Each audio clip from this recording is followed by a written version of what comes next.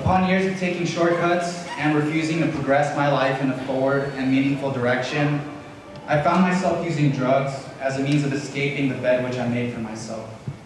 In my adolescent mindset, I believed that asking for help from others was a sign of weakness, and that displaying vulnerability was nothing more than a waste of time and effort. How did people develop mental health and addictive disorder?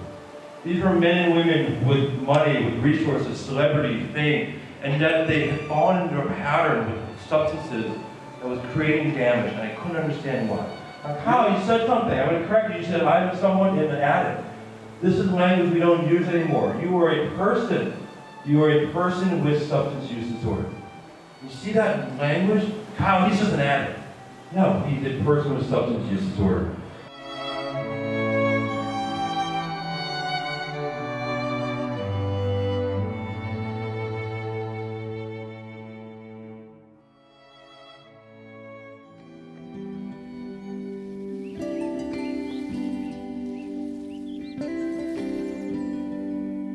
But the most important thing I learned as a resident was how to be a human, how to treat people with dignity, how to talk with people. For those of us who have been to or currently attend therapy, we know that the average fee per session is about $200. Some therapists take insurance, many do not. This summer, I spent about 2 months and $200 just looking for a therapist. I have been advocating for mental health for several years. I'm in the middle of my Master's of Social Work, and I still had to ask several friends for advice on how to find an adequate therapist. In hindsight, it's clear to see just how hopeless, alone, and afraid I felt clinging on to such beliefs. Because it was as a result of not asking for help from others that I did become weak by believing I faced every situation alone. And it was because I felt alone that I sought out connection the only way I knew how to, which was through drugs and alcohol. Who would have thought that vulnerability, the thing that I would scoff at time and time again, would actually be the key to many of my self-imposed problems?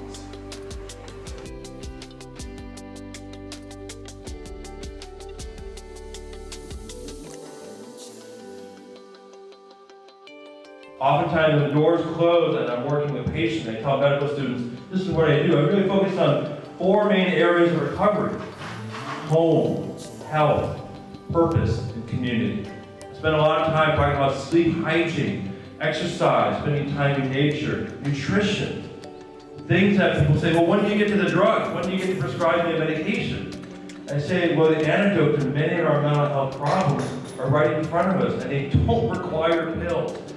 The system that exists, particularly for young people of color, is complicated and unaffordable. So we did what we always do at Changing Tides. We talked about it a lot. We realized that in order to improve the system, we had to find a way to remove these barriers. And with this momentum, we created the CT Stream, a therapy stipend program that matches individuals with a culturally sensitive therapist and provides them with 6 to 10 fully funded therapy sessions. We pay these amazing therapists in our network directly for providing life-enriching therapy at a reduced rate for the CT Stream referrals. Without the safety net of therapists, this program would not be possible.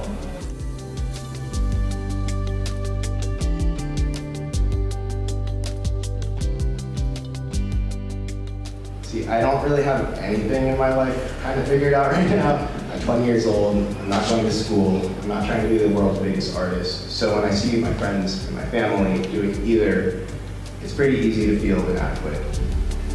But I do know one part about myself, and that's that no matter how long it takes to get to my goal, I'll always be able to navigate by expressing myself through the arts. And because of that, I'll be okay in some capacity regardless.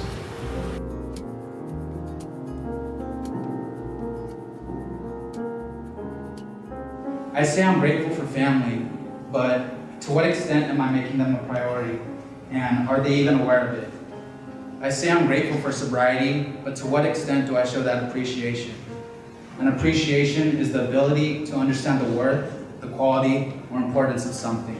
Thank you to mental health resources and groups like AA that I was able to lean on. Thank you to compassion and empathy that continues to find its way even in the darkest corners of our lives. And lastly, thank you to platforms like Changing Tides that allow individuals like myself to shed light to stories like ours. embracing and accepting the places that we come from, so that we may help one another navigate through our struggles.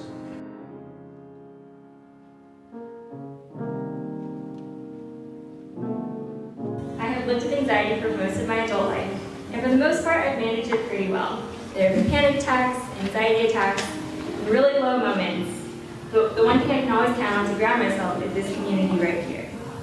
Changing Tides has taught me many things over the past years, but perhaps the most important has been that even at our lowest and most lonely points, we are never really alone. So in light of the theme this year, gratitude, I want to thank each and every one of you for supporting Changing Tides in the work we do and for showing up, for reminding us why we do what we do, and for pushing us to continue growing in ways we never thought possible. Thank you.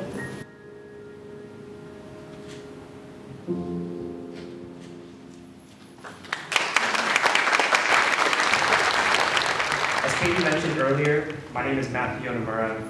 I've had the honor of being the Changing Tides coordinator for the past 3 months. I'd like to thank all of our speakers, the CT crew, and our Changing Tides planning committee for making today's event possible. Another thank you is necessary for Margaret Shimada, who is maybe the only person who knows every single person in this room. Margaret, I personally need to thank you for giving your guidance and your patience with me in these 3 months I have been the Changing Tides coordinator. On behalf of the CT crew, the planning committee, LTSC, and everyone in this room, which you know, thank you.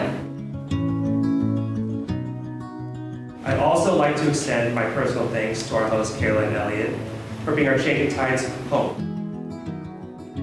Without your hospitality, we wouldn't have been able to raise funds to support the work we do.